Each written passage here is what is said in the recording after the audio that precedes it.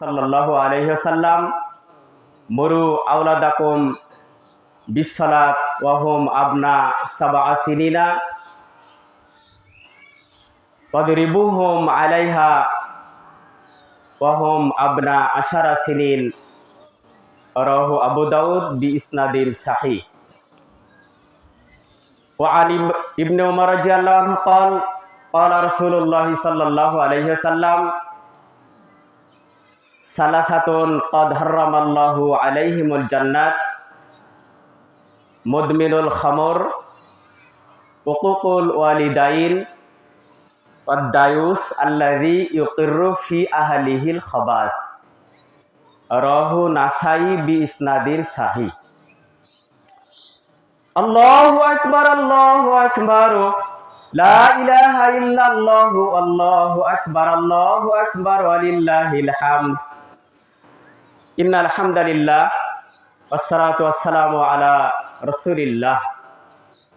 মুআজ্জাজ মুহতারাম, আজকে মোহাম্মদপুর এই প্রাথমিক বিদ্যালয় মাঠে উপস্থিত অত্র এলাকার বিভিন্ন গ্রাম থেকে আগত আমার প্রিয় মুসলিম ভাতৃমণ্ডলী এবং আমাদের পাশেই অবস্থিত ঈদগাহ ময়দানে আমার সম্মানিতা মা ও বোনেরা, যাবতীয় হামদ এবং সান আল্লাহ সুবহানাহু ওয়া তাআলার জন্যে, যে মহান রব্বুল আলামিনের অসীম রহমত অফুরন্ত দয়ায় আমরা আজ ঈদুল আজহার 2 রাকাত সুন্নাত সালাত আদায় করে সংক্ষিপ্ত পরিসরে দিন ভিত্তিক জীবন পরিচালনার ক্ষেত্রে সহায়ক ভূমিকা হিসেবে পৃথিবীর জীবনে কল্যাণ, আখেরাতের জীবনে জাহান্নাম থেকে নাজাতের পথ তৈরির একটা মহা অভিপ্রায় নিয়ে আমরা এখানে খুতবা শোনার জন্য বসেছি।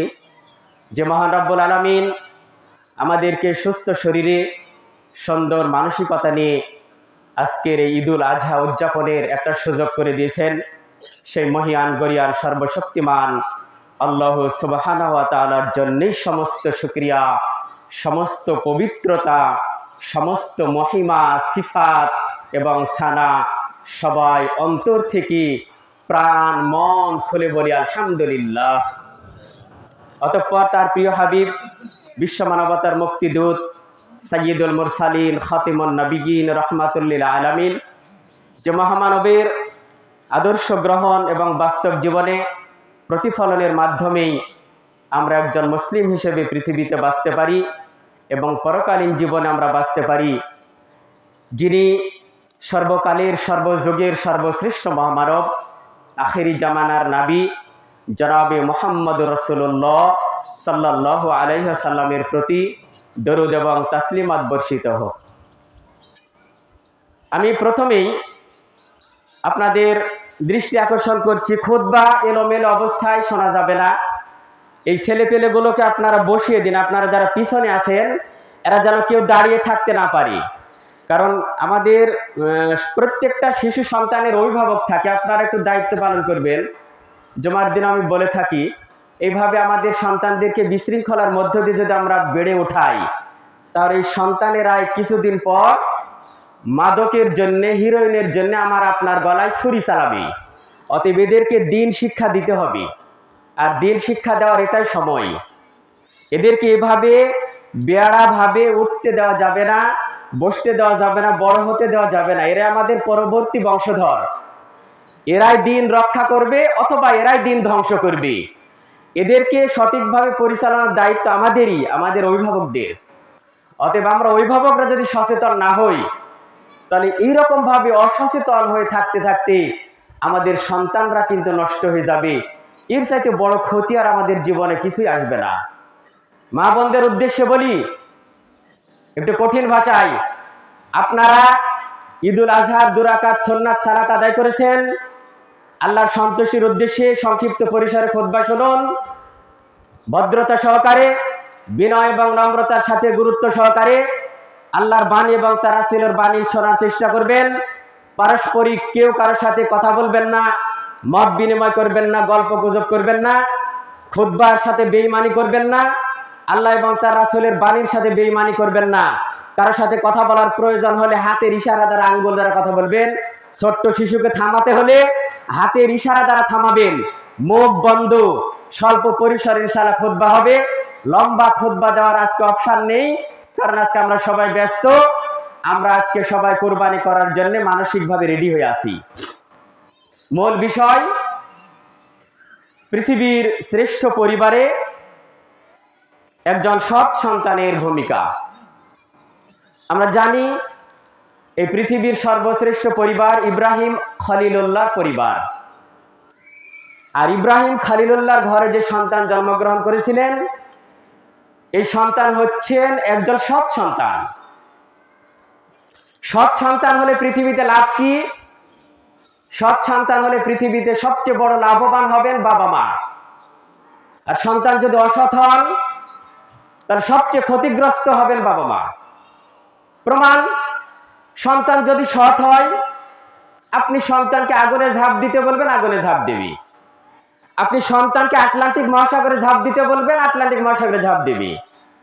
সন্তানকে ছুরির নিচে বসতে বলবেন, শুতে বলবেন, ও কোনো দ্বিধা ছাড়াই, কোনো প্রশ্ন ছাড়াই ছুরির নিচে জবে হওয়ার জন্য রেডি হবে। এটাই হচ্ছে সৎ সন্তানের ভূমিকা।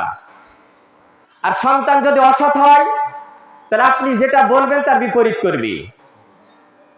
আপনার কথা শুনবে না তো শুনবে না, বরং ওই ছুরি আপনার হাত থেকে কেড়ে নিয়ে আপনার গলায় চালাবে।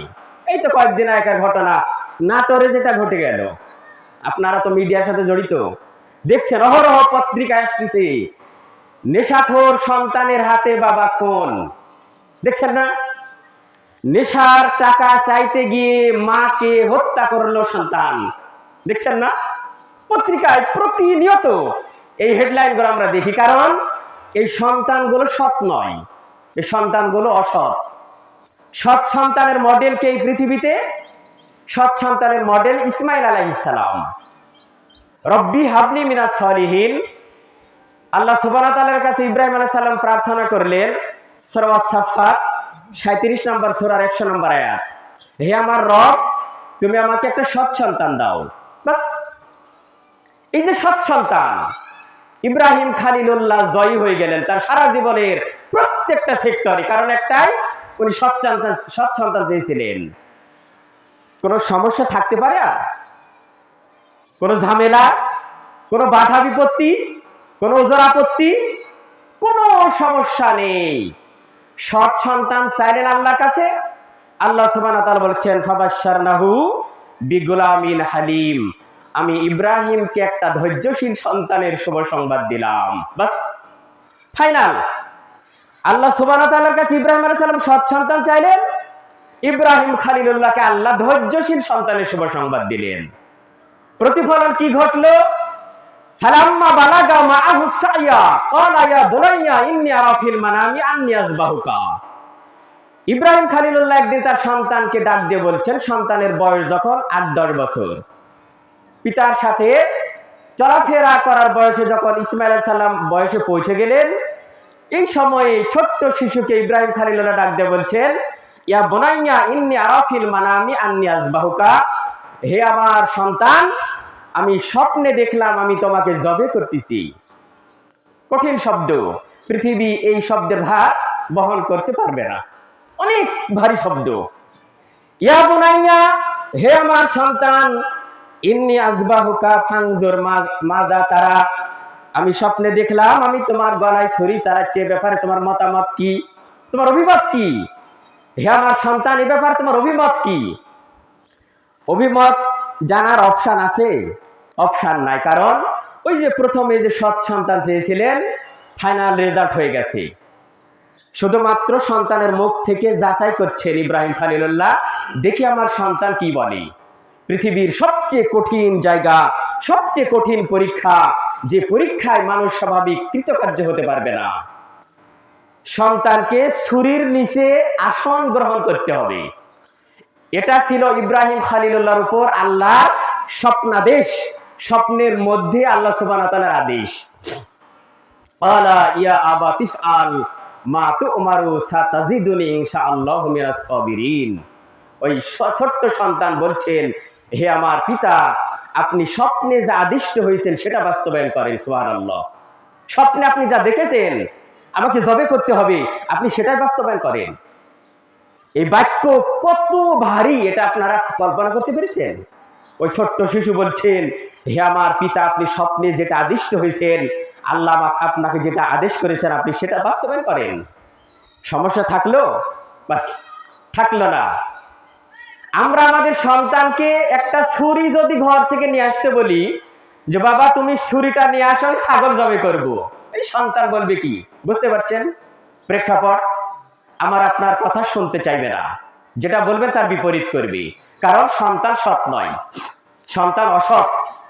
যার কারণে গত বছর এরকম সময়ে হাবিল কাবিলের ঘটনা আমি বলেছিলাম, অসৎ সন্তান হওয়ার কারণে কাবিলের মাধ্যম দিয়ে আদম আলাইহিস সালাম পৃথিবীতে পরাজিত হয়ে গেছিলেন। কাবিল পৃথিবীর মাটিতে প্রথম খনি, অভিশপ্ত সন্তান, অসৎ সন্তান। ইসমাইল আলাইহিস সালাম পৃথিবীর মাটিতে মডেল সন্তান, সৎ সন্তান। ইব্রাহিম খলিল্লাহ পৃথিবীর বুকে কালজয়ী মহাপুরুষ, বিশ্বনন্দিত অপরাজয় শক্তির যিনি আধার ছিলেন, আল্লাহর খালিল ইব্রাহিম খলিলুল্লাহ এই পৃথিবীর মাটিতে বিজয় বীর, কারণ একটাই, তার সন্তানের মাধ্যমে তিনি পরীক্ষায় কৃতকার্য হয়েছিলেন। আর আদম আলাইহিস সালাম পরাজিত হয়ে গেছিলেন কাবিলের অভিশপ্ত নীতি নির্ধারণের কারণে। কাবিল তার ভাইকে খুন করেছিল। বাস, এই হচ্ছে সৎ সন্তান আর অসৎ সন্তানের চূড়ান্ত পরিণতি বাবা মায়ের জন্য। আমাদের প্রেক্ষাপটটা কি? সংক্ষিপ্ত পরিসর। আল্লাহ সুবহানাহু ওয়া তাআলা বলছেন সূরা তাহা, কুরআনুল কারীমের 20 নম্বর সূরার 132 নম্বর আয়াত, ওয়ামুর আহলাকা বিসসালাত ওয়াস্তাবির আলাইহা। পৃথিবীর মানুষ, তোমরা যারা মুমিন বলে নিজেদেরকে দাবি করো, তোমরা তোমাদের পরিবারে সালাতের আদেশ কায়েম করো। ওয়ামুর, আদেশ করো, আহলাকা, তোমার পরিবারকে, বিসসালাত, সালাতের জন্য, ওয়াস্তাবির আলাইহা, এবং এই নীতির উপর তুমিও প্রতিষ্ঠিত থাকো। তুমি বাজারে ঘন্টার পর ঘন্টা সময় কাটাবে, তুমি রাজনীতির মঞ্চে বসে সারা জীবন পার করে দিবে, আর তোমার ছেলে সৎ হবে, এই রকম অসম্ভব কল্পনা নিয়ে পৃথিবীতে বেঁচে থাকা যায় না। তুমি সারা জীবন আল্লাহর বিধানের নাফরমানি করলে, কোনোদিন তুমি কোরআনের পিছনে ছুটলে না, আল্লাহ রাসূলের হাদিসের পিছনে ছুটলে না, মসজিদ ভিত্তিক জীবন যাপন করার জন্য তুমি সময় বের করলে না, মসজিদে 10টা মিনিট সারা জীবন সময় দিতে পারলে না, মক্তবে 3-4 জন ছাত্র নিয়ে শিক্ষক সারা জীবন পার করে দেয়, হাজার হাজার মানুষ বাজারে ঘন্টার পর ঘন্টা, দিনের পর দিন, বছরের পর বছর সময় কাটায়। আমার আপনার সন্তান হিরোইনখোর হবে না তো ইসমাইল হবে?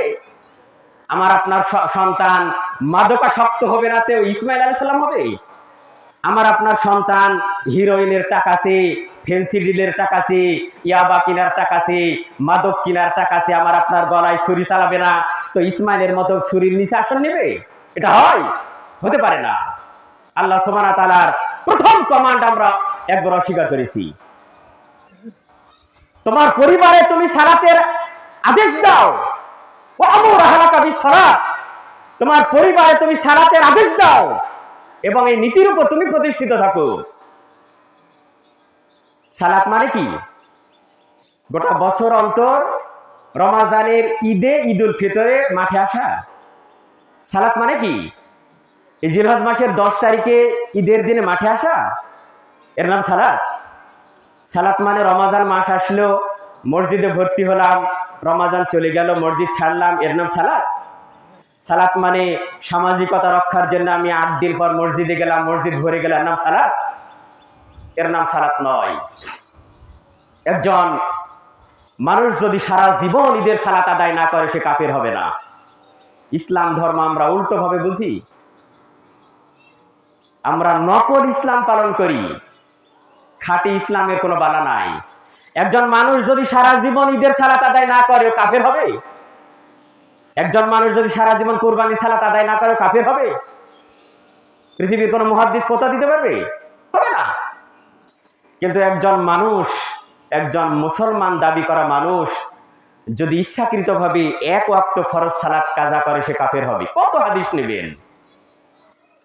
এক ওয়াক্ত ফরজ সালাতের সমান সারা জীবনের ঈদুল ফিতরের সালাত হবে না। সুবহানাল্লাহ।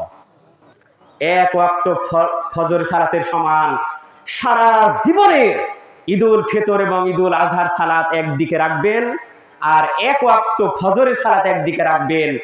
এক ওয়াক্ত ফজর সালাতের ভার ভারী বহন, এক ওয়াক্ত ফজর সালাতের ভর সারা জীবনের ঈদুল ফিতর এবং ঈদুল সালাতের চাইতে অনেক অনেক অনেক বেশি। সুবহানাল্লাহ। এর নাম ইসলাম। আনুষ্ঠানিকতা পালনের মাধ্যম দিয়ে প্রিয় মুসলিম হওয়া যায় না। প্রিয় মুসলিম হতে হলে আধ্যাত্মিকপূর্ণ খাঁটি আমল করতে হয়। আপনারা এখানে যারা উপস্থিত আছেন, আপনাদেরকে যদি মনে মনে প্রশ্ন করি, আপনারা আজকে কয়জন ফজরের সালাত আদায় করেছেন? একটু মনে মনে হাত তুলে দেখান তো। হাত উঠাবেন না, মনে মনে হাত তুলবেন। কয়জন আজ ফজরের সালাত আদায় করেছেন? আপনার যে সন্তানের বয়স 7 বছর হয়েছে, এই 7 বছর বয়সের সন্তানকে আজকে কয়জনে ফজর সালাতের জন্য কঠোরভাবে আদেশ করেছেন? ইসলাম ওই জায়গাতে ছিল। এটা ইসলাম নয়, এটা হচ্ছে ডুপ্লিকেট ইসলাম। আমাদের চোখের সামনে আমরা যে দেখতে পাচ্ছি, এটা হচ্ছে ডুপ্লিকেট ইসলাম। পিওর ইসলাম ছিল ওই সকালে ফজরের সময় যখন মুয়াজ্জিন ফজরের সালাত আদায় করেছিল, ফজরের জন্য যখন আজান দিয়েছিলেন মুয়াজ্জিন, আস-সালাতু খায়রুম মিনান নাওম, ওখানে ছিল ইসলাম। ওটা ছিল পিওর ইসলাম। এটা হচ্ছে ডুপ্লিকেট ইসলাম। আমরা পিওর ইসলাম পছন্দ করি না, আমরা পিওর ইসলাম ভালোবাসি না। ডুপ্লিকেট ইসলাম নিয়ে ব্যস্ত। যে ইসলামের মধ্যে ভোগ আছে, যে ইসলামের মধ্যে স্বার্থ আছে, যে ইসলামের মধ্যে কিছু পাওয়া যায়, এই ইসলাম নিয়ে আমরা সবাই ব্যস্ত। যে ইসলামে জান্নাত পাওয়া যায়, ওই ইসলাম নিয়ে আমরা কেউ ব্যস্ত নয়। ওয়ান আমর ইবনে সাইব রাদিয়াল্লাহু আনহু বলেন, তিনি তার পিতার সূত্রে তার দাদার মারফতে একটা হাদিস বর্ণনা করেছেন। আবু দাউদে এসেছে বর্ণিত হাদিসটি। ওয়ান আমর ইবনে শুআইব আন আবিহি ওয়া আন জাদ্দিহি قال قال رسول الله صلى الله عليه وسلم মুরু আওলাদাকুম বিসসালাত, তোমরা তোমাদের সন্তানদেরকে সালাতের জন্য আদেশ করো। ওয়ামুর মুরু আওলাদাকুম বিসসালাত ওয়া হুম আবনা সাবআ সিনিন, যখন তাদের বয়স 7 বছর বয়সে পৌঁছে যায়। এই হাদিসটা আপনারা জন্মের পর থেকে শুনেছেন, শুধু পুনরায় আলোচনা করছি, তাই বাস্তবায়ন করবেন কবে? জন্মের পর থেকে তো শুনে আসতেছি আমরা। আল্লাহ রাসূল বলেছেন, তোমাদের সন্তানদের বয়স যখন 7 বছর, তখন তোমরা তাদেরকে সালাতের জন্য আদেশ করো। 7 বছর বয়সে সালাতের জন্য একজন সন্তান যদি প্রশিক্ষণ পায় তার বাবা মার কাছ থেকে, দিনে রাতে 5 বার যদি মসজিদে যায়, ওই সন্তান হিরোইন খাওয়ার জন্য সময় পাবে কখন? ওই সন্তান ফেন্সিডিলের জন্য কোন সময় পাবে? হিরোইন খাওয়া, ফেন্সিডিল খাওয়া ওই শিশু, ওই 10-12 বছরের শিশু কি একদিনে শিখে? ওই 15 বছরের শিশু ইয়াবা পান করতেছে ও একদিনে? মাদকাসক্ত হচ্ছে একটা 18-20 বছর বয়সের শিশু একদিনে? এর জন্য স্টেপ বাই স্টেপ তার প্রশিক্ষণ না লাগেনি? ওর বন্ধুদের সাথে মিশতে হয়নি? ওই ইয়াবা, ওই মাদক, ওই হিরোইনের পিছনে তার সময় ব্যয় করা লাগেনি? আপনি কোনোদিন সময় নিয়েছেন? দিনরাত 24 ঘন্টা রুটিন সম্পর্কে আপনার ছেলেকে জিজ্ঞেস করেছেন, এই তুই এই 24 ঘন্টা কিভাবে কাটালি, আর সারাদিন কোথায় কাটিস, হিসাব দেওয়াকে জিজ্ঞেস করেছেন কোনোদিন? ছোটবেলা থেকে প্রত্যেক 24 ঘন্টার হিসাব নেবেন সন্তানের কাছ থেকে। 24 ঘন্টার হিসাব সারাদিন, সকাল থেকে শুরু করে রাত্রে যখন ঘুমাতে যাবে তখন হিসাব নেবেন। এই 12 ঘন্টা সময় তুই কোথায় কিভাবে ব্যয় করেছিস, হিসাব দেওয়ার পথে ঘুমাতে যা। এই রুটিন জীবনে ফলো করেছেন? এটা তো আল্লাহ রাসূলের দেওয়া রুটিন। এই রুটিন ফলো করবেন না, আপনার সন্তান 1 দিন 2 দিন 3 দিন অসৎ সঙ্গে সর্বনাশ। তার কোন বন্ধুদের সাথে সময় দেয় এটা খেয়াল করেছেন? আপনি কেমন বাবা মা? আপনার সন্তান কার সাথে সময় কাটাচ্ছে এটা আপনি যদি দেখতে না পারেন, এই সন্তান হিরোইন করতে হবে, মাদকাসক্ত তো হবেই। মানুষ সবচেয়ে বেশি নষ্ট হয় তার বন্ধুর সঙ্গ দোষে। এই পৃথিবীতে মানুষের জন্য সবচেয়ে বিপজ্জনক অধ্যায় হচ্ছে তার বন্ধু। বন্ধু যদি ভালো হয় সে সফলতা লাভ করবে। সৎসঙ্গে যে একটা কথা আছে না, সৎসঙ্গে স্বর্গবাস, অসৎ সঙ্গে সর্বনাশ। সঙ্গদোষে লোহা ভাসে, এই সঙ্গদোষে মানুষ পিওর খাঁটি সোনা হয়। আবার এই সঙ্গের অসৎ প্রভাবে মানুষ একবারে কালো কয়লা হয়ে যায়। অতএব আজকে কান্নাকাটি করে কি লাভ? বাংলাদেশের মাটিতে লক্ষ লক্ষ কোটি কোটি বাবা মায়ের চোখের পানি, হায় আমার সন্তান অসৎ হয়ে গেল, হায় আমার সন্তান নেশাখোর হয়ে গেল, সন্তান কথা শোনে না, সন্তান কথা শুনবে কি করে? আপনি আল্লাহ রাসূলের ওই হাদিস জীবনে মেনেছেন? আল্লাহর বাণী মেনেছেন? আল্লাহ সুবহানাহু ওয়া তাআলা সূরা তাহার 120 নম্বর আয়াতে বলেন, ওয়ামুর আহলাকা বিস-সালাত, তোমরা তোমাদের পরিবারের সালাতের জন্য কঠোর নির্দেশনা জারি করো, কঠিনভাবে আদেশ দাও, ওয়াস্তাবির আলাইহা, এবং তুমি ওই নীতির উপর অটল থাকো। তুমি বেটা ফজরের সময় জীবনে চেতন পাও না, আর তোমার সন্তান হিরোইন খোর হবে না, মাদকাসক্ত হবে না, তো ইব্রাহিমের চেতন হবে? ইব্রাহিমের সন্তান ইসমাইল আলাইহিস সালাম মাদকাসক্ত হবে? তুমি তো জীবনে ফজরের সালাত কখন আদায় করতে জানো না। মোবাইল দেখতে দেখতে তোমার 3টা বেজে যায়, রাত 2টা বেজে যায়। তুমি অশ্লীল ভিডিও নিয়ে সারাক্ষণ ব্যস্ত থাকো, যত রকমের আল্লাহর নাফরমানি পাপের কাজ নিয়ে ব্যস্ত থাকো। কয়েকদিন পর বিশ্বকাপ ফুটবল যখন আসবে, তখন তো তুমি একবার পাগল হয়ে যাবে। একটা জুয়া খেলার পিছনে তোমার মস্তিষ্ক তো একবার সবসময় হারাম অ্যাফেয়ার্সের মধ্যে আসক্ত থাকবে। সব মাতাল হয়ে যাবে, সব শয়তান, সব মাতাল হয়ে যাবে। খালি বিশ্বকাপের চেহারা খালি আসুক দেখেন। বিশ্বকাপ এটা হালাল? প্রত্যেকটা বিশ্বকাপের নামে যতগুলো খেলা আছে পৃথিবীর মাটিতে আন্তর্জাতিক প্রেক্ষাপটে সব জুয়া, সব মাইসার। ইন্নামাল খামরা ওয়াল মাইসিরু ওয়াল আনজাব ওয়াল আজলাম, সূরা মাইদা 5 নম্বর সূরার 190 নম্বর আয়াতে আল্লাহ সুবহানাহু ওয়া তাআলা বলেছেন, নিশ্চয় মদ, ইন্নামাল খামরু ওয়াল মাইসির, এবং জুয়া। খালি ক্যাসিনো মনে করছেন জুয়া? ওই ফর খেলা জুয়া? খেলাধুলার নামে, প্রত্যেকটা খেলাধুলার নামে যেখানে টাকা পয়সার হার জিতের সম্পর্ক থাকে, টাকা পয়সার লেনদেন থাকে, তার নাম হচ্ছে মাইসির, তার নাম হচ্ছে জুয়া। ফুটবল হোক, ক্রিকেট হোক, ব্যাডমিন্টন হোক, অলিম্পিক গেমস হোক, পৃথিবীর মাটিতে যত রকমের টাকা পয়সার লেনদেনালা খেলা আছে সব হারাম, সব জুয়ার অন্তর্ভুক্ত। এরা সব শয়তান। আমি বলছি কথা খারাপ লাগলে শুনতে? সূরা মাইদার 190 নম্বর আয়াত খোলার পর আমার সাথে কথা বলবেন।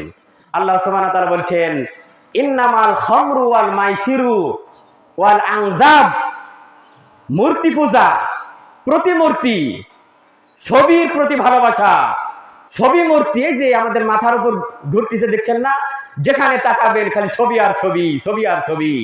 এগুলো ইসলাম মনে করেছেন? ইব্রাহিম খলিলুল্লাহ এই ছবিকে লাঠি মেরে মাটির সাথে মিশিয়ে দেওয়ার জন্য পৃথিবীতে এসেছিলেন। আমি গত জমাতে 2 জমা আগে কঠিনভাবে বক্তব্য দিয়েছি তাওহীদের উপর। আমাদের কারো তাওহীদ নাই, আমরা সবাই ছবিকে ভালোবাসি, মূর্তিকে ভালোবাসি। আমাদের কোনো প্রিয় মানুষের ছবি, মূর্তি, প্রতিমা, স্ট্যাচু এগুলো তৈরি করে করে আমরা ভালোবাসা প্রদর্শন করছি। আমাদের কারোর তাওহীদ নাই, আমরা সবাই জাহান্নামী। যার তাওহীদ নাই তার জাহান্নাম। বাস। আমাদের মাথার উপর যে ছবিগুলো ঝুলছে এগুলো ইব্রাহিম খলিলুল্লাহর নীতি, এগুলো হচ্ছে শয়তানের নীতি। মন খারাপ করে লাভ নাই, কোরআনের সাথে যুদ্ধ করেন, তারপর বোঝা যাবে। ওয়াল আনজাব, যত রকমের ছবি মূর্তি আছে, ওয়াল আজলাম, ভাগ্য নির্ধারণী স্বর, যত রকমের লটারি আছে এই পৃথিবীতে, রিজজুম মিন আমালিশ শাইতান, আল্লাহ সুবহানাহু ওয়া তাআলা বলেছেন এগুলো সব শয়তানের অপবিত্র কাজ। ঠেকান দেখি সূরা মাইদার 190 নম্বর আয়াতকে ঠেকান দেখি, কত পাওয়ার আপনার। রিজজুম মিন আমালিশ শাইতান, আল্লাহ সুবহানাহু ওয়া তাআলা বলেছেন মদ, জুয়া, এই ছবি মূর্তির প্রতি যত রকমের ভালোবাসা, লটারি, রিজজুম মিন আমালিশ শাইতান, এগুলো সব শয়তানের নোংরা কাজ, অপবিত্র কাজ, ডাস্টবিনের কাজ, ইতরের কাজ, শয়তানের অপবিত্র কাজ। আল্লাহ সুবহানাহু ওয়া তাআলা বলছেন আমার আপনার কি করার আছে এখানে?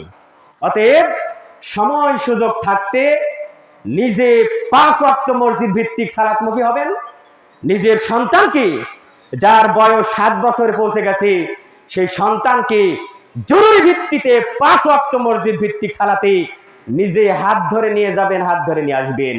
নইলে নিজের সন্তান হিরোইনখোর হলে পরে কান্নাকাটি করতে পারবেন না, মাদকাসক্ত হলে পরে কান্নাকাটি করতে পারবেন না, ছুরি দ্বারা জবাই করতে আসবে, খবরদার কান্নাকাটি করতে পারবেন না।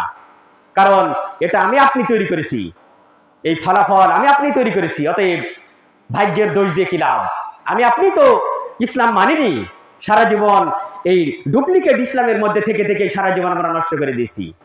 অতএব আল্লাহ রাসূলের এই একটা হাদিসের উপর আমল করেন, সব সমস্যার সমাধান হয়ে যাবে। ওয়াদরিবুহুম আলাইহা ওয়া হুম আবনা আশারা সিনিন, যখন তারা 10 বছর বয়সে পৌঁছে যাবে, যদি মুখের কথায় সালাত আদায় না করে তখন তাদেরকে বেত্রাঘাত করো, লাঠি পেটা করো, প্রহার করো, আল্লাহ রাসূলের নির্দেশনা। অতএব এই হাদিসের উপর আমল করেন, বেশি বক্তব্য দেওয়ার দরকার নাই। আপনার সালাত ঠিক হলে সব ঠিক হয়ে যাবে, সমাজ, সংসার, পরিবার, দেশ সব ঠিক হয়ে যাবে। কারণ আল্লাহ সুবহানাহু ওয়া তাআলা সরাসরি বলেছেন, ইন্নাস সালাতা তানহা আনিল ফাহশাই ওয়াল মুনকার। সূরা আনকাবুতের 45 নম্বর আয়াতে নিশ্চয় সালাত মানুষকে সব অশ্লীল এবং পাপের কাছ থেকে দূরে রাখে। অতএব মসজিদ ভিত্তিক জীবন পরিচালনা করেন, আম্মা পাড়া নিয়ে মসজিদে সময় দিবেন। বাজারে বসে ঘন্টার পর ঘন্টা সময় দিলে কোনোদিন সংশোধন হতে পারবেন না। আম্মা পাড়া হাতে নিবেন, দাওয়াত দিচ্ছি, 60 বছরে পৌঁছে গেছেন, আমার মনে হয় আপনি আলিফ থেকে ইয়া পর্যন্ত অক্ষর চেনেন না, আমার যতটুকু থিওরি। কালেমা তাইয়্যিবা সঠিকভাবে পড়তে পারেন বলে আমার মনে হয় না। আপনাকে যদি কাতারি দাঁড়িয়ে জিজ্ঞেস করা হয় কালেমা তাইয়্যিবা সঠিকভাবে উচ্চারণ করেন তো, পারবেন বলে মনে হয় না। কারণ সারা জীবন যে শয়তানের পথে পার করে দিয়েছেন। ওই মক্তবে বসে ওই শিক্ষকের কাছে কোনোদিন বসে পড়েছেন আলিফ বা তা সা? দাওয়াত দিলাম, আপনার বয়স 60 বছর, আম্মা পাড়া নিয়ে আজ থেকে মসজিদমুখী হবেন, আলিফ বা তা সা হামজা ইয়া এরকম করতে করতে মারা যাবেন। আপনি ইসলামের একজন ছাত্র হয়ে মারা গেলে জান্নাতে যাবেন। আপনাকে ছাত্র হতে হবে। আমি ছাত্র, আপনি ছাত্র হবেন না? আমাকে প্রত্যেকদিন আলিফ বা তা সা পড়তে হয়, আপনি পড়বেন না? ছাত্র না হলে আপনি কি করে ইসলামের একজন অনুসারী হবেন? একজন ইসলামের অনুসারী কোনোদিন শিক্ষক হতে পারবে না। সে সারা জীবন ছাত্র থাকবে, তাকে সারা জীবন আলিফ বা তা সা পড়তে হবে। বাস, এটাই শরীয়তের চূড়ান্ত মূলনীতি। এর জন্য যে পরিবেশ দরকার সেই পরিবেশ সৃষ্টি করবেন। আমরা পরিবেশ তৈরি করেছি তো, চেষ্টা করি। মসজিদ ভিত্তিক আমরা মক্তব পরিচালনা করছি তো, গ্রামের বিভিন্ন মসজিদে মক্তব ভিত্তিক শিক্ষা দিচ্ছি তো। কিন্তু কাকে শিক্ষা দেব? 2-1 ছাত্র, 2-3 জন ছাত্র নিয়ে মক্তব পরিচালনা করতে হয়। আর হাজার হাজার সব বিবেক সম্পন্ন, অনেক বড় বড় বুদ্ধিজীবী, অনেক বড় বড় শিক্ষিত, জ্ঞানী গণী, দার্শনিক, দেশপ্রেমিক, রাজনীতিবিদ সব চায়ের স্টলে রাজনীতির মঞ্চে। রিজ জুম্মিন আমালি শয়তান, এগুলো সব শয়তানের কাজ। বহুদিন আগে বলেছি, দ্রুত গতিতে বাজার ছাড়তে হবে, এটাই শরীয়তের চূড়ান্ত মূলনীতি। দ্রুত গতিতে বাজার ছাড়তে হবে। টয়লেটে প্রবেশ করে যে রকম ভাবে টয়লেটে বেশি সময় আমরা দিতে চাই না, যত দ্রুত সম্ভব টয়লেট থেকে বের হয়ে আসতে হয়। এই বাজার ও টয়লেট পৃথিবীর মধ্যে সবচেয়ে নিকৃষ্ট স্থান। আলোচনা করে আমার জমাতে অনেকদিন আগে হয়ে গেছে। আপনি একজন আশরাফুল মাখলুকাত, সৃষ্টির সেরা জীব হিসেবে এই নিকৃষ্ট স্থানে ঘন্টার পর ঘন্টা সময় দেন কি করে? আপনার ক্যাটাগরি, আপনার চরিত্র তো বলে আপনি নিকৃষ্ট। আপনি উৎকৃষ্ট মানুষের উৎকৃষ্ট জায়গায় থাকবেন। মাগরিব সালাতের পর উৎকৃষ্ট জায়গা, পৃথিবীর সর্বশ্রেষ্ঠ জায়গা, মসজিদে বসে সময় দিবেন, শিক্ষকের কাছে আলিফ বা তা সা পড়বেন। উৎকৃষ্ট মানুষ কাজের মাধ্যম দিয়ে উৎকৃষ্টতার পরিচয় দিবেন, মসজিদে বেশি সময় কাটাবেন। পৃথিবীর মধ্যে সর্বোৎকৃষ্ট স্থান মসজিদ, মসজিদে সময় দিবেন। সবচেয়ে নিকৃষ্ট স্থান বাজার, বাজারে দ্রুত গতিতে কেনাকাটা করে বাড়িতে ফিরবেন। বাস, এটাই হচ্ছে আমাদের জীবনের চূড়ান্ত মূলনীতি। অতএব আল্লাহ রাসূলের দেওয়া হাদিসের উপর আমাদের চূড়ান্ত ভাবে ফিরে আসতে হবে, তাহলে সন্তান ইনশাআল্লাহ সৎ হবে। দ্বিতীয় মূলনীতি মা বোনদের উদ্দেশ্যে। মা বোনদের উদ্দেশ্যে চূড়ান্ত মূলনীতি, জরুরি প্রয়োজন ছাড়া বিনা প্রয়োজনে সুখ শান্তির উদ্দেশ্যে, বিনোদনের উদ্দেশ্যে বাড়ির বাইরে বের হয়ে আপনি মুসলিম মহিলা হিসেবে পরিচয় দিতে পারবেন না। একজন মুসলিম পরিবারের মহিলা জরুরি প্রয়োজন ছাড়া বিনা প্রয়োজনে এইভাবে বাড়ির বাইরে বের হয়ে পরপুরুষের ঈমান নষ্ট করতে পারে না, ও মুসলিম নয়। ও ঈমানদারদের ঈমান নষ্ট করার জন্য পৃথিবীতে অভিশপ্ত মহিলা হিসেবে জন্মগ্রহণ করেছে। অতএব ওই মহিলা পৃথিবীতে অভিশপ্ত, যে মহিলা জরুরি প্রয়োজন ছাড়া, একান্ত প্রয়োজন ছাড়া বাড়ির বাইরে বের হবে না। আপনার সংসারের প্রয়োজনে বাড়ির বাইরে বের হন, সমস্যা নাই। আল্লাহ সুবহানাহু ওয়া তাআলা মূলনীতি দিয়েছেন, যখন তোমরা বাড়ির বাইরে প্রয়োজনে বের হবে তখন ইসলামী পোশাক পরে, হিজাব পরে মার্জিত ভাবে তুমি বাড়ির বাইরে বের হও। যাতে করে তোমার শরীরের অঙ্গ প্রত্যঙ্গ অবকাঠামো, মুখ, গলা, ঘাড়, পেট, পিঠ এগুলো যাতে দেখা না যায়। এখন তো সুন্দর সুন্দর পোশাক বের হয়েছে আমাদের মেয়েদের হেফাজতের জন্য, সুন্দর সুন্দর হিজাব বের হয়েছে। আপনি বাড়ির বাইরে কাজ করেন, সমস্যা নাই, কিন্তু হিজাব পরে কাজ করবেন, হিজাব পরে বাড়ির বাইরে বের হতে হবে। আপনি যদি একজন মুসলিম মহিলা হিসেবে যদি ঈদের মাঠে এসে থাকেন, নইলে ঈদের মাঠে প্রতারণার জন্য এসে তো লাভ নেই। আপনি একজন মুসলিম মহিলা, আপনার দাম নেই, আপনার আল্লাহর কাছে এই পৃথিবীতে সবচেয়ে বেশি দাম। আল্লাহ রাসূল বলেছেন এই পৃথিবী হচ্ছে সম্পদে ভরপুর। ইন্নামাদ দুনিয়া খায়রুম মাতাদ দুনিয়া ইমরাতুস সালিহা। আল্লাহ রাসূল বলেছেন গোটা পৃথিবীর মধ্যে সবচেয়ে শ্রেষ্ঠ সম্পদ হচ্ছে একজন সতী মহিলা, একজন পরহেজগার মহিলা, একজন পর্দাশীল মহিলা। আল্লাহ সুবহানাহু ওয়া তাআলা রাসূল বলেছেন পৃথিবীর মধ্যে আল্লাহর কাছে সবচেয়ে দামি সম্পদ। ইবনে ওমর রাদিয়াল্লাহু আনহু একটা হাদিস বর্ণনা করে আজকের খুতবা শেষ করে দিচ্ছি। ওমর রাদিয়াল্লাহু আনহু বলেন আল্লাহ রাসূল বলেছেন, নাসাইতে সহিহ সনদে যে হাদিসটি এসেছে, সালাসাতুন ক্বাদ হারামাল্লাহু আলাইহিমুল জান্নাত, তিন শ্রেণীর মানুষের উপর আল্লাহ জান্নাত হারাম করেছেন। ওয়ান ইবনে ওমর রাদিয়াল্লাহু আনহু قال قال رسول الله صلى الله عليه وسلم সালাসাতুন ক্বাদ হারামাল্লাহু আলাইহিমুল জান্নাত, তিন শ্রেণীর মানুষের উপর আল্লাহ সুবহানাহু ওয়া তাআলা জান্নাত হারাম করেছেন। মুদমিনুল খামর, এক নাম্বার হচ্ছে যারা নেশাদার দ্রব্য পান করে। প্রত্যেকটা নেশাদার দ্রব্য, বিড়ি, সিগারেট, গুল, তামাক, জাদ্দা, হিরোইন, ফেন্সিডিল, ইয়াবা, মদ, এই প্রোটেনসি, যত রকমের নেশার নামে দ্রব্য আছে, প্রত্যেকটা নেশাদার দ্রব্য পানকারীর উপর আল্লাহ সুবহানাহু ওয়া তাআলা জান্নাত হারাম করেছেন। আল্লাহ রাসূল বলেছেন আমার আপনার কি করার আছে? মুদমিনুল খামর, প্রত্যেকটা মাদকাসক্ত ব্যক্তির উপর আল্লাহ জান্নাত হারাম করেছেন। ওয়াল উকুকুল ওয়ালিদাইন, এই যে অসৎ সন্তান, পিতামাতার অবাধ্য সন্তান, পিতামাতার অবাধ্য সন্তানের উপর আল্লাহ সুবহানাহু ওয়া তাআলা জান্নাত হারাম করেছেন। ওয়াদ দায়ুস আল্লাযী ইউকিরু ফি আহলিল খাবাস, ওয়াদ দায়ুস আল্লাযী ইউকিরু ফি আহলিল খাবাস, এই দায়ুসের উপর আল্লাহ সুবহানাহু ওয়া তাআলা জান্নাত হারাম করেছেন। দায়ুসকে, যার স্ত্রী এবং মেয়েকে অন্য মানুষ দেখলে খারাপ লাগে না। দায়ুসকে, যার স্ত্রী এবং মেয়েকে অন্য মানুষ দেখলে আর খারাপ লাগে না, ইতস্তবোধ হয় না, কষ্ট লাগে না, এ হচ্ছে দায়ুস। শুকুরের স্বভাব, কষ্ট নিয়েন না। আল্লাহ রাসূল বলেছেন আমার আপনার কিছু করার নাই, সত্য প্রকাশ করার জন্য এখানে দাঁড়িয়েছি, কোন মানুষের মন জোগানো চলার জন্য আমি এখানে দাঁড়াই না। যে কয়দিন সুযোগ পাবো সত্য সত্যের মতো করে প্রকাশ করতে হবে। 5 জন মানুষ মানলে ওটা আমার লাভ। ওই পৃথিবীতে যত নবী রাসূল এসেছেন ওরা হাজার হাজার মানুষকে মানাতে পারেননি, ওই 2, 4, 5, 10 জন। 5 জন মানুষ যদি মানে এটা আমার লাভ, 500 জন মানবে এটা আমি মনে করি না। অতএব কোনদিন কোন মানুষকে খুশি করার জন্য আমার জীবনে একটা বাক্য আমি প্রয়োগ করিনি, ইনশাআল্লাহ জীবনে কোনদিন করবো না। আল্লাহ রাসূল বলেছেন আল্লাযী ইউকিরু ফি আহলিল খাবাস, যে তার পরিবারে শুয়োরের আচরণ বাস্তবায়ন করেছে।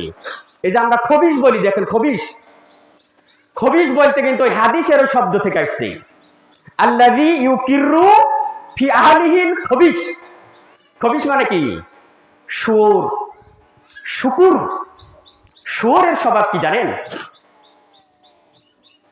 এই পৃথিবীতে যত প্রাণী আছে, যারা প্রাণী বিজ্ঞানী, এই পৃথিবীতে যারা জিওলজিস্ট, যারা প্রাণী বিজ্ঞানী, এনারা থিসিস করে একটা গবেষণায় বের করেছেন যে পৃথিবীতে যত প্রাণী আছে প্রত্যেকটা প্রাণী তার নিজস্ব যে পার্টনার, স্ত্রীলিঙ্গ, সেটা গরু হোক, ছাগল হোক, হাঁস, মুরগি, মানুষ, যত রকমের প্রাণী আছে প্রত্যেকটা প্রাণীর স্বভাব হচ্ছে ওর স্ত্রীলিঙ্গকে অন্য কেউ ব্যবহার করে এটা সে সহ্য করতে পারে না, মেনে নিতে পারে না, মাথায় আগুন ধরে। আমার স্ত্রীর দিকে অন্য একটা পুরুষ এভাবে তাকাবে আর আমার মাথায় আগুন জ্বলবে না? এটা প্রত্যেকটা প্রাণীর মধ্যে আল্লাহ সুবহানাহু ওয়া তাআলা স্বভাব দিয়েছেন। নিজের স্ত্রীলিঙ্গের দিকে কেউ তাকাক, অন্য একজন ব্যবহার করুক, এটা একটা মুরগিও মেনে নিতে পারে না। আপনার বাড়িতে মুরগি থাকলে খেয়াল করে দেখবেন, একটা মোরগ যখন একটা মুরগিকে যখন মিলনের জন্য তাড়া করে, আরেকটা মোরগ তখন ওকে এসে এমন ভাবে ধাক্কা দেয়, দিতে দিবে না। ওদের ভিতরে স্বভাব আছে, ওরা মেনে নিতে পারে না। এই পৃথিবীতে একটা নির্লজ্জ, একটা বেহায়া একটা প্রাণী আছে, নির্লজ্জ একটা বেহায়া প্রাণী আছে। বিজ্ঞানীদের গবেষণার থিওরি বলতেছে, আমার ব্যক্তিগত তথ্য না এটা। এই পৃথিবীতে একটা নির্লজ্জ বেহায়া প্রাণী আছে যার নাম হচ্ছে শুকুর, শুয়োর। এই শুয়োরের স্বভাব হচ্ছে, শুয়োর তার নিজের স্ত্রীলিঙ্গকে অন্য পুরুষ শুয়োর দ্বারা মিলন করাইলে আমোদ পায়, তৃপ্তিবোধ করে। এই শুয়োর একটা ব্যতিক্রমী প্রাণী। এই পৃথিবীতে 18 লক্ষ প্রজাতির প্রাণীর মধ্যে ব্যতিক্রমী একটা প্রাণী শুয়োর। এর মধ্যে শুধুমাত্র একটা নোংরামি স্বভাব আছে। এই হাদিসের অনুবাদ এরকম আছে, আল্লাযী ইউকিররু ফি আহলিল খাবাস, যারা তাদের পরিবারে বেহায়াপনার সুযোগ দিয়েছে, নির্লজ্জতার সুযোগ দিয়েছে। এই শুয়োর মানে বেহায়া। হাদিসের ব্যাখ্যায় গুলো আমাকে আপনার আবার দোষ দেন না, যেন মন খারাপ করে লাভ নেই ভাই, কারণ জাহান্নামে যখন যেতে হবে সেখান থেকে বাঁচার জন্য আমাদের পথ তৈরি করতে হবে।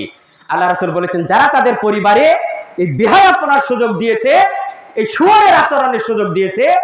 শুয়োর এমন একটা নিকৃষ্ট প্রাণী যে ওর স্ত্রীকে অন্য একটা পুরুষের সাথে মিলন করা দেখলে শুয়োর তৃপ্তি পায়, আমোদ লাভ করে। নাউযুবিল্লাহ।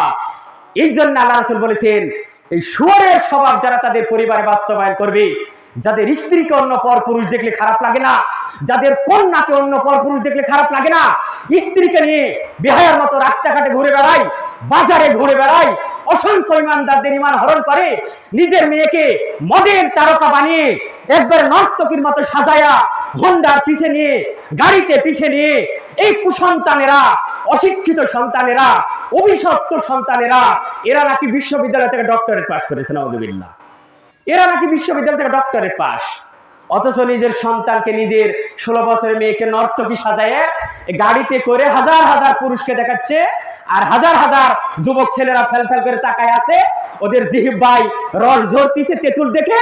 আর ওই বেহায়ার আর ওই শুয়োরের আচরণ নিয়ে ঈদের মাঠে মসজিদে এসে, ঈদের দিনে মসজিদে, ঈদের মাঠে এসে, জুমার দিনে লম্বা টুপি পরে মসজিদে এসে মুসল্লি প্রমাণ করে লম্বা একটা বিশাল গরু কুরবানি দিয়ে 5 লক্ষ 10 লক্ষ টাকার সারা জীবন ঘুষের চাকরি করে 50 লক্ষ টাকার বিশাল কুরবানি দিয়ে জাতির কাছে একবার হেডলাইন দিয়ে ফোকাস দিচ্ছে, দেখো আমি 50 লক্ষ টাকা দিয়ে কুরবানি দিলাম। তোর এই কোরবানি ডাস্টবিনে নিক্ষেপ করতে হবে। তোর এই কোরবানি আল্লাহ সুবহানাহু ওয়া তাআলার কাছে ঘৃণার ঘরেও পৌঁছবে না। তুই মুসলিমই নয়, তোর ভিতর মুসলমানিত্বই নাই। তোর স্ত্রী কন্যা মানুষ দেখলে তোর খারাপ লাগে না, ইতস্ত বোধ হয় না, তুই নাকি ডিসিএসপি, তুই নাকি অনেক বড় বড় পর্যায়ের চাকরিজীবী। কে বলেছে তুই শিক্ষিত? তোকে আবার নতুন করে শিক্ষিত হতে হবে, আবার প্রাইমারিতে, আবার ছোটবেলায় শিশু শ্রেণীতে ভর্তি হতে হবে, আবার নতুনভাবে আলিফ বা তাসা পড়তে হবে, আবার আল্লাহর বিধান, আল্লাহ রাসূলের বিধান জানতে হবে, এই হাদিস বুঝতে হবে, শুয়োরের আচরণ ত্যাগ করতে হবে। আল্লাহ রাসূল বলেছেন, কদ হারামাল্লাহু আলাইহিমুল জান্নাত সালাসাতুন কদ হারামাল্লাহু আলাইহিমুল জান্নাত। ঠেকান দেখি মুহাম্মদ সাল্লাল্লাহু আলাইহি ওয়াসাল্লাম এই কথা বলেছেন, ঠেকান। সালাসাতুন কদ হারামাল্লাহু আলাইহিমুল জান্নাত, 3 শ্রেণীর মানুষের উপর আল্লাহ জান্নাত টোটালি হারাম করেছেন। মুদমিনুল খামার, যারা নিয়মিত নেশাদার দ্রব্য পান করে, ওয়াল উকুকুল ওয়ালিদাইন, পিতামাতার যারা অসৎ সন্তান, ওয়াল দায়ুস আল্লাযী ইউকিররু ফি আহলিল খাবাস, ওই দায়ুস, ওই নির্লজ্জ, ওই বেহায়া, ওই বেশরম, ওই ইতর, ওই শুয়োরের আচরণ গ্রহণকারী, যে তার পরিবারে একবারে নির্লজ্জতার সুযোগ করে দিয়েছে, শুয়োরের আচরণ সৃষ্টি করে দিয়েছে। এমনি খারাপ লাগে না?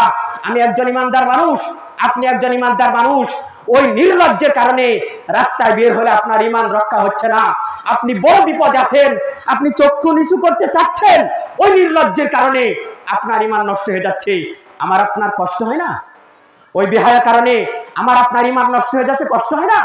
ওর কারণে ইমান রক্ষা করতে পারছি না, রাস্তায় বের হলেই ওই নির্লজ্জের কারণে আমাদের চোখের জেনা হয়ে যায়, অন্তরের জেনা হয়ে যায়, আমাদের ইমান নষ্ট হয়ে যায়। ওই বেহায়া, ওই নির্লজ্জ যদি ওর স্ত্রী এবং ওর মেয়েকে সঠিকভাবে পর্দার মধ্যে রাখতো, সঠিকভাবে আল্লাহর বিধান মেনে হিজাব করে, মুখ ঢেকে, গলা ঢেকে, পেট ঢেকে, পিঠ ঢেকে, আল্লাহর বিধান মেনে, আল্লাহর দেওয়া পোশাক পরে এই পৃথিবীতে যদি ওর স্ত্রী এবং মেয়েকে পরিচালিত করত, তাহলে আমাদের মতোই সরল প্রাণ ইমানদারদের ইমান নষ্ট হতো না। ওরা অভিশপ্ত, ওরা পৃথিবীকে কলঙ্কিত করছে, ওরা পৃথিবীতে ইমান হরণকারী, ওরা ইমানদারদের ইমান নষ্ট করছে। অতএব কঠিন শব্দ হলেও আমার আপনার বাঁচার জন্যে এই হাদিসের মূলনীতিগুলো মানতেই হবে। নইলে জাহান্নাম আর অনেক বেশি কঠিন, অনেক বেশি ভয়াবহ। জাহান্নাম থেকে বাঁচানোর জন্য আমার এই বক্তব্য, যাতে করে আমরা জাহান্নাম থেকে বাঁচতে পারি, সবচেয়ে মহা বিপদের জায়গা থেকে বাঁচতে পারি। ইয়া রাব্বাল আলামিন, তুমি দয়া করে আমাদের সকলকে আমাদের এই খুতবাটা সঠিকভাবে গ্রহণ করে বাস্তব জীবনে তোমার বিধান, তোমার রাসূলের বিধান সঠিকভাবে মেনে আমাদের স্ত্রী, আমাদের মেয়েকে সঠিকভাবে হিজাবের মধ্যে পরিচালিত করে সঠিকভাবে মুসলিম হয়ে আমাদের সন্তানদেরকে সঠিকভাবে মসজিদমুখী করে নিজেরা মসজিদমুখী হয়ে আমাদের শতকরা 90% সন্তানের আজকে নেশায় আসক্ত। পিতামাতার চোখে শুধুমাত্র পানি, হায় হায় সন্তান নষ্ট হয়ে গেল, বড় অভিশপ্ত জীবন আমাদের, আমরা সবাই ধ্বংস হয়ে যাচ্ছি। ইয়া রাব্বাল আলামিন, আমাদের সকলকে এই খুতবা থেকে নসিহত শুনে সঠিকভাবে বুঝে আমাদের পরিবারকে জাহান্নাম থেকে বাঁচার জন্য ইয়া রাব্বাল আলামিন উপযুক্ত পথ এবং পন্থা তোমার কাছে কামনা করছি। তুমি দয়া করে আমাদেরকে বাঁচাও, আমাদের কুরবানি তোমার কাছে কবুল হওয়ার মতো উপযুক্ত ঈমান দাও। রব্বানা আতিনা ফিদ দুনিয়া হাসানাতাও ওয়া ফিল আখিরাতি হাসানাতাও ওয়া কিনা আযাবান নার। বলেন আমিন। রব্বানা যালামনা আনফুসানা ওয়া ইল্লাম তাগফির লানা